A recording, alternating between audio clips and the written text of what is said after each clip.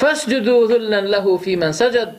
So prostrate in humility to him with those who prostrated to him. فَلَهُ الْأَمْلَاكُ خَرَّتْ سُجَّدًا. To him all the angels, they prostrated. إِذْ تَجَلَّى نُورُهُ فِي آدَمِ. When his light emerged in Adam. That's what they say.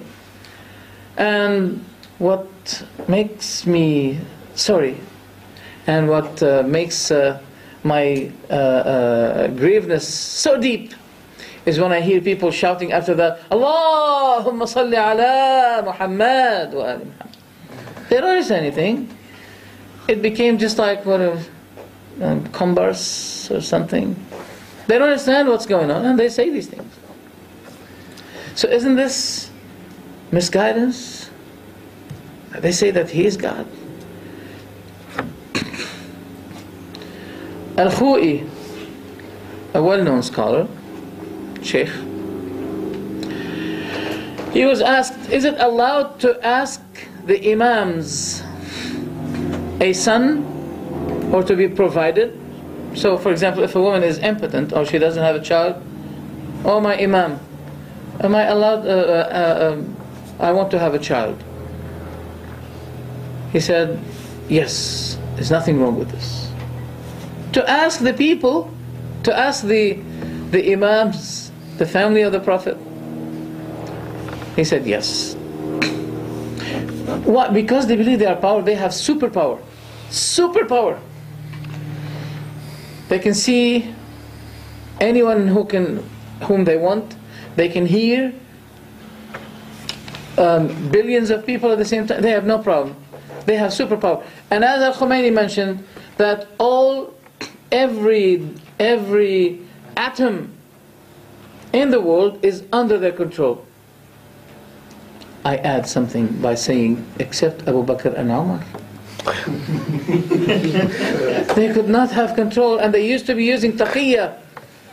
And Umar was knocking on the door. I think, have you heard of this? That Umar said, get out. And Fatima opened the door and he broke her bone. Did you hear about that? Do you remember, brothers, when the Prophet left Mecca, who he kept in his house? Ali. What? He left in his house a brave man, isn't he? Isn't this contradictory? That Ali said to Fatima, now Fatima, open the door. I know that Umar wants to do something to me. He wants to break my bone. Let your bone be broken, not me. Let your bone be broken. You open. No, I'm not going to open. You open the door, Fatima. The daughter of the Prophet. She opened, as they claimed. She opened the door, and Umar hit her, and her bone was broken, and her child was, miscarriage. She had miscarriage. You see, if you mention it in an emotional way, it will cause people to cry. But if you think it reasonably, you'll be saying, wait a minute, is this the same Ali whom the Prophet left him at his house when he immigrated to Medina? There's a big contradiction. There's a big contradiction here. And wait a minute, it is mentioned that Ali gave his daughter Kulthum to Umar. Hey brothers, if someone killed your son, you go ahead and give him your daughter? If someone killed your son, you know, Ali retaliated against Umar. What a great retaliation is this. That he said to him, take my daughter. I'll punish you for what you did to my wife. Take my daughter. I'll punish you for what you did. Take my daughter. And not only this, I'll call my son Umar. Do you know that there is a son for Ali called Umar? Yes. Do you know that there's a son for Ali called Abu Bakr? I was making my search, and I opened the book Bihar al-Anwar, which I have it here with me in my computer. And I said, let's see, I want to write Abu Bakr ibn Ali. I may find something. I found it. Assalamu alayka ya Abu Bakr ibn Ali. Ma a'la makanatak.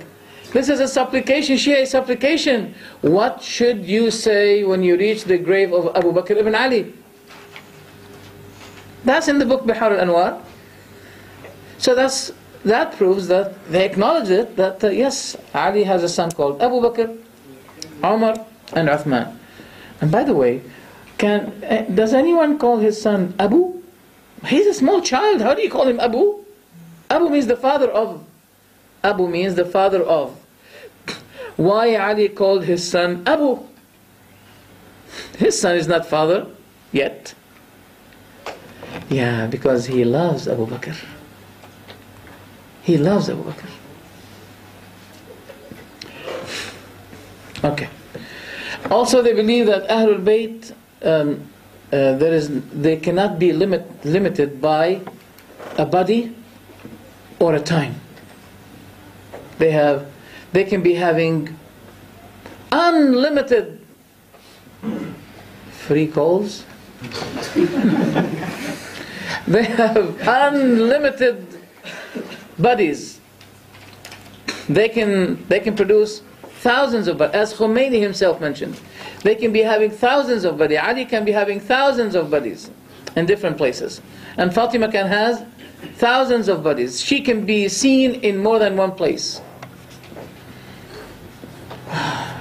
Are they like human beings? No.